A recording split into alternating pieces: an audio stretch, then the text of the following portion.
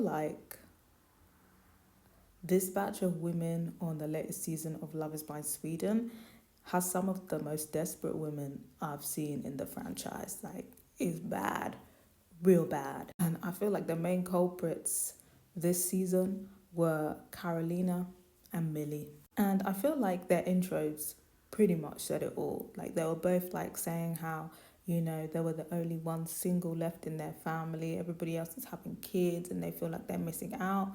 That's very much what he was giving. It's giving very much pocket watching other people's families. Now, Carolina, I kind of knew she was a lost cause, to be honest. From time she was talking about there's nothing anyone bad could say about Jakob that's going to make me change my mind. I know it's him. I was like, yeah, she's getting married to him regardless of what Emil comes to tell her. And I was right. Despite all the lying, the gaslighting, she still got engaged to Jakob. And even though she seems to be so unattracted to him because she complains about it, she's been complaining about it since she's seen him, she's still with him. We see her going wedding dress shopping. So it seems like her extreme lack of attraction, she's willing to get over that as well. So this is quite something. But, you know, maybe he's offering something because he's talking about how he has like a good job and a good life. So maybe he's offering her a good life. I don't know. But just the gaslighting and the lying, the lack of integrity, to me is a big red flag. But yeah, we've already established that Caroline is desperate to get married. Moving on to Millie. Millie, I thought she had some promise because she checked Oscar when he was trying to neg her on the first meet. So she kind of put him in his place. So I was thinking, you know, she's not going to tolerate any bullshit. I thought she was going to be one of the women to stand on business. But no, she didn't, because she was going with Ola. That was going quite good until she kind of realised there was some red flags and he was a bit of a control freak. He was a bit of a weirdo. So she goes to now spin the block with Oscar. And even Oscar is surprised.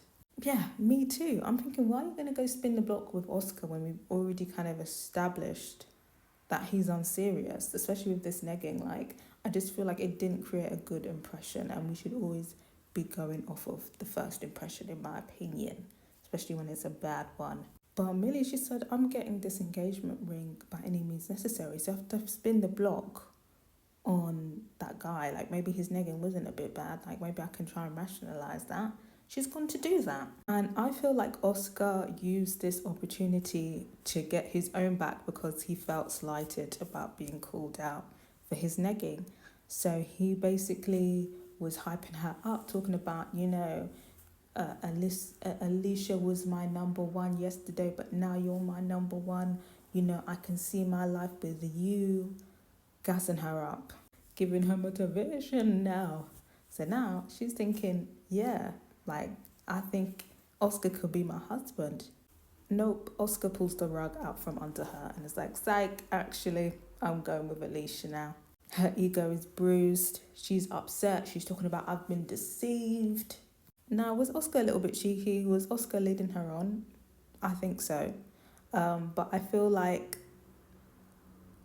it wasn't to the point where she should have thought she was going to get picked, in my opinion. I feel like Oscar definitely was meddling with her. I feel like it was like, yeah, like he basically admitted, like, yeah, he wanted her, you know, after she basically rejected him, she saw it as a competition to kind of win his approval back so he could win the competition, so he could like basically palm her off like she did him. That is definitely a red flag. But I feel like, again, it was a red flag from Millie as well, spinning the block, to be honest. So she's back to square one. She goes back to the weirdo, Ola. And Ola is now trying his best to rebrand himself as, you know, not being a weirdo and just being mildly a weirdo. And I guess the marketing works because she's like, you know what, I can make it work. He sounds established. He's, you know, he's got his own house. You know, I could live a nice life with him. Let's go. Completely ignores all the controlling, restrictive, nitpicky stuff. They get engaged. He doesn't like that she's got short hair. He basically says that he thinks that she's ugly and that she looks like a man.